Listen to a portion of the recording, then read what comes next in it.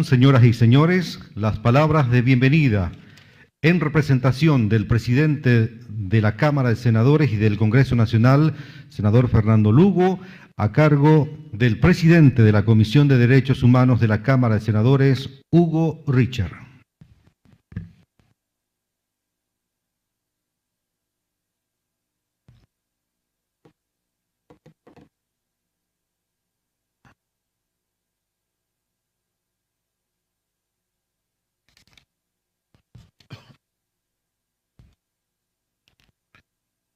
Buenos días, señor presidente de la delegación del Parlasur, Alfonso González Núñez, a la señora presidenta de la Comisión de Derechos Humanos del Parlasur, parlamentaria Cecilia Brito, a todos los colegas parlamentarios, autoridades nacionales, de las delegaciones extranjeras presentes, principalmente a los compañeros representantes de las organizaciones sociales, organizaciones campesinas, sindicales, compañeros y compañeras de organizaciones de derechos humanos presentes, a todos, a todas, muy buenos días. Así como se ha informado, en primer lugar, presento las excusas del señor presidente del Congreso Nacional, don Fernando Lugo Méndez, que por motivos de salud no está con nosotros en esta audiencia pública. Y en mi condición de presidente de la Comisión Permanente de Derechos Humanos de la Honorable Cámara de Senadores me ha solicitado que le represente. El proceso de integración que se iniciara en nuestros países allá por los primeros años de la década del 90 estuvo basado básicamente en la recuperación de las libertades públicas y el Estado de Derecho que habían sido conculcados dolorosamente por las dictaduras militares bajo el tenebroso Plan Cóndor. El Plan Cóndor también fue una manera de integración de los poderes fácticos, de los poderes reales, en base a una estrategia de dominación imperial que trató de exterminar y exterminó, ¿por qué no?, lamentablemente, a todos aquellos que no pensaran igual a los círculos dominantes. Decenas de miles de luchadores políticos de nuestros pueblos fueron asesinados o desaparecidos. Y entre ellos muchos compatriotas paraguayos.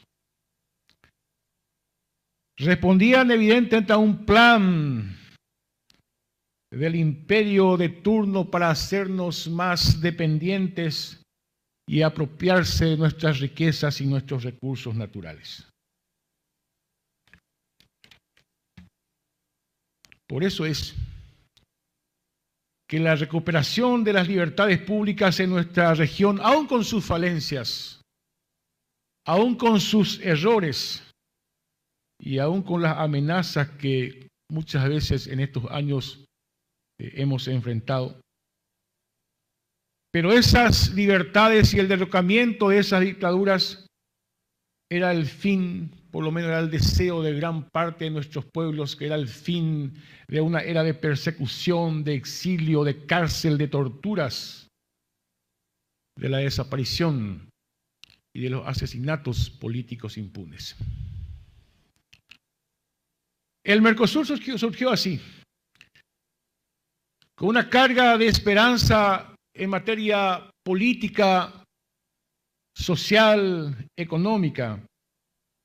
Y en aquella década del 90 se firmó, esto es muy importante recordarlo, el Protocolo de Ushuaia, que obliga a nuestros estados a respetar no solo los derechos humanos, sino también las libertades públicas y el Estado de Derecho. Y en la primera década del siglo XXI hemos avanzado mucho más en los derechos económicos y sociales de nuestros pueblos. Entendiendo, y esto es con la seguridad, entendiendo que si no eliminamos la pobreza, si las personas no pueden acceder a 3 platos de comida por día, a una educación pública gratuita y de calidad, y por supuesto a una salud pública plenamente accesible y a una seguridad social para todos y para todas, las libertades públicas y el Estado de Derecho que hemos recuperado trabajosamente mediante la lucha de nuestros pueblos, en cualquier momento puede volver a perderse. Tal vez el más grande desafío de los regímenes políticos posteriores a la dictadura.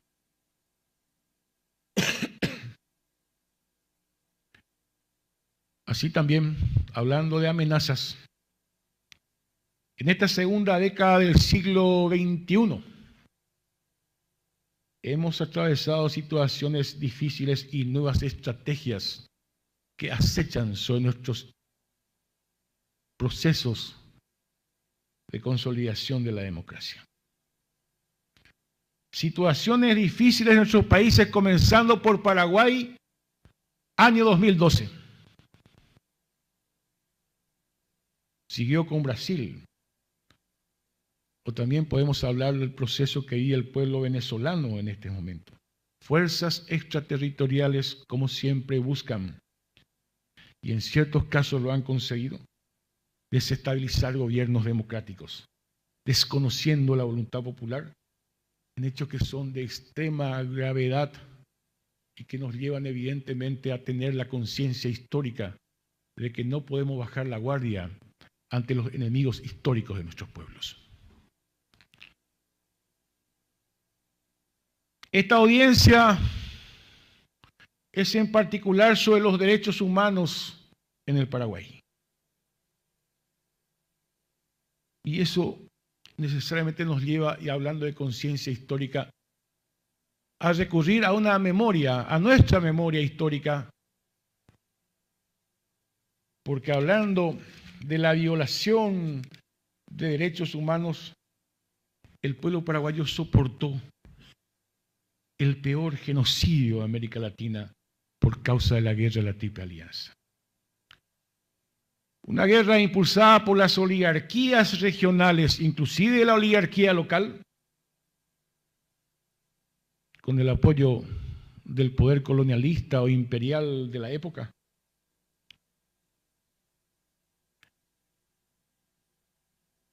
Más del 90% de la población masculina mayor de edad fue asesinada. Este es un delito de lesa humanidad y por lo tanto no prescribe. Los regímenes implantados a sangre y fuego después del fin de la guerra de la Triple Alianza 1870 iniciaron un inédito proceso de violación de derechos humanos, como fue el caso de los mensúes, de las explotaciones yerbateras, tanineras, a más de las comunidades indígenas enteras, civilmente asesinadas para despojarlas de sus tierras, con la abierta complicidad de los gobiernos de turno. Y ese proceso es como que no tuvo fin, porque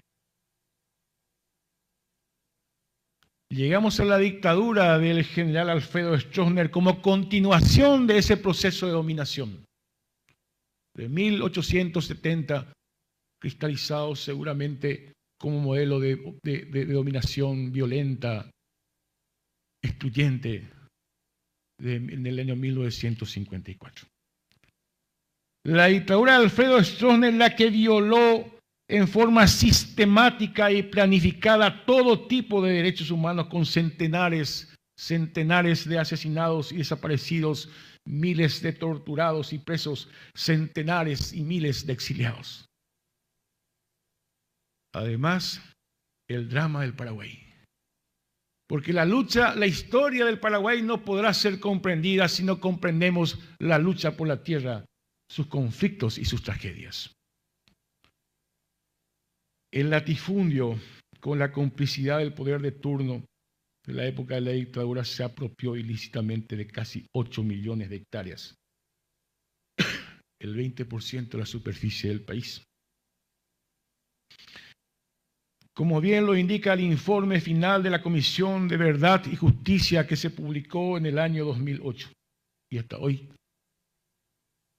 Esas fuentes de conflictos y contradicciones y tragedias históricas para nuestro pueblo, esas tierras mal habidas, no han sido retornadas a su único dueño, que es el Estado paraguayo, para que así pueda llevar a cabo una auténtica reforma agraria como nuestro pueblo lo reclama desde hace mucho tiempo. La denominada transición a la democracia iniciada en 1989 con el derrocamiento del dictador Stroessner no estuvo exenta de gravísimas violaciones a los derechos humanos. También el campo socioeconómico más sensible como el derecho a la tierra, a la vivienda, al trabajo digno, entre otros. Y hoy nos encontramos con casos gravísimos de violación de derechos humanos en el Paraguay, marcados en los derechos políticos, sociales, culturales, ambientales, económicos y sociales. Se violan los derechos a por ejemplo, a una equitativa comunicación.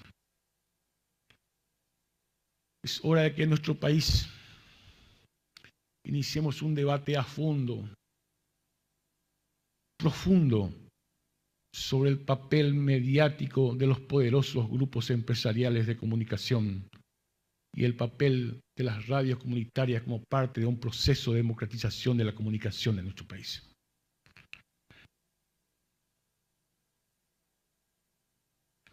Se viola, como dije, el derecho a la tierra, a la alimentación, al trabajo y a la seguridad social.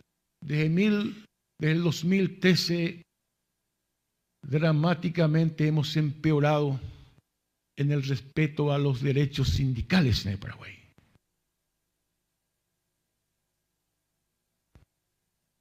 Vale decir que de 1989 a esta parte los derechos sindicales no siempre han sido totalmente respetados, pero hemos retrocedido dramáticamente.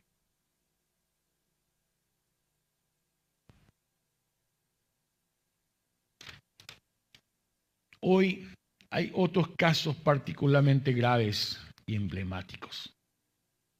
Graves como la ilegítima condena por violaciones del debido proceso a 11 campesinos detenidos hace 5 años por la supuesta participación en los asesinatos de 6 efectivos policiales, para lo cual la Fiscalía no aportó datos significativos ni relevantes y dejando totalmente impune la investigación de los asesinatos de 11 campesinos, en ambos casos ocurrido el 15 de junio del 2012. Tal vez uno de los hechos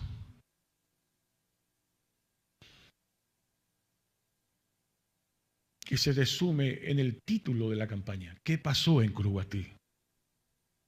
¿Qué pasó en Curuguatí? Y el Ministerio Público ni el Poder Judicial han tenido la capacidad para responder realmente hasta hoy día de qué pasó en Curuguatí. También está el proceso de los 6 campesinos extraditados desde la Argentina, cuyo proceso, independientemente de su culpabilidad o no, hablo del proceso, hay denuncia de que adolece de defecto de forma y fondo en violación grave a los derechos humanos que garantizan nuestra Constitución y los tratados internacionales ratificados por nuestro país.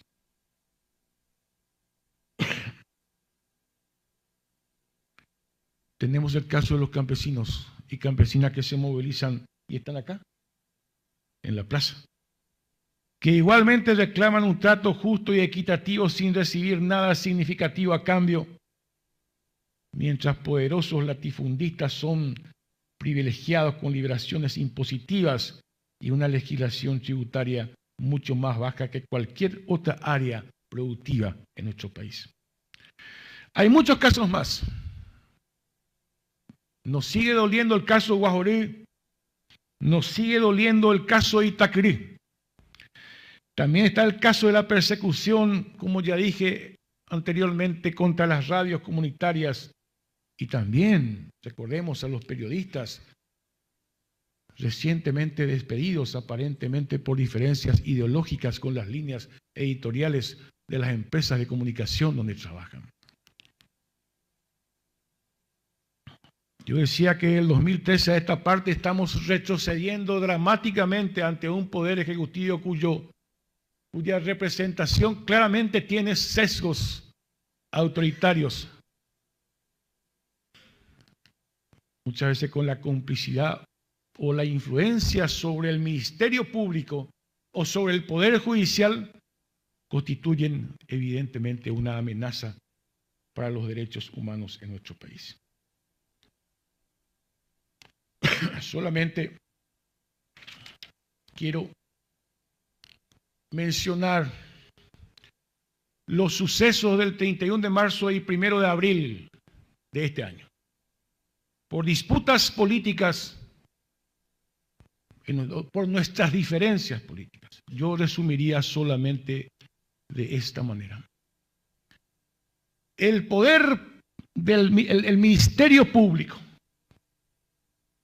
y el Poder Judicial,